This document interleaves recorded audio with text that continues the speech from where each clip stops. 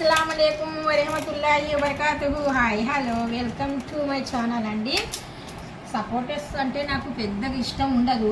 ఈ రోజైతే ఇంకా మా అబ్బాయి బలవంతంగా మమ్మీ తినండి తినండి తినండి ఒకటి అనేసి ఇచ్చాడు. అయితే నేను సగం పండు తిన్న తర్వాత ఇంకా తినాలనిపించింది.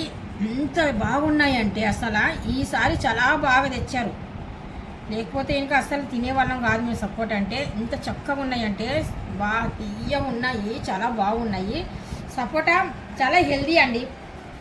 డాక్టర్స్ చెప్తుంటారు కదా, సపోటా పిల్లలకు పెట్టండి, పెద్దవాళ్ళకు కూడా తినండి. షుగర్ ఉన్నది మాత్రం వద్దు, షుగర్ ఉన్నది మాత్రం అస్సలు తినవద్దు, సపోటా తినకూడదు. మామూలు నార్మల్ మనుషులు మాత్రం అంటే ఏది జబ్బు లేదు అంటారు, అదే షుగర్ లేని వాళ్ళు తినవచ్చు. ఇప్పుడు చూడండి చూపిస్తాను. Wow wow wow wow wow excellent. అసలు చూడండి ఎలాగుంది, చూడండి అసలు ఎంత తీయగా ఉందంటే.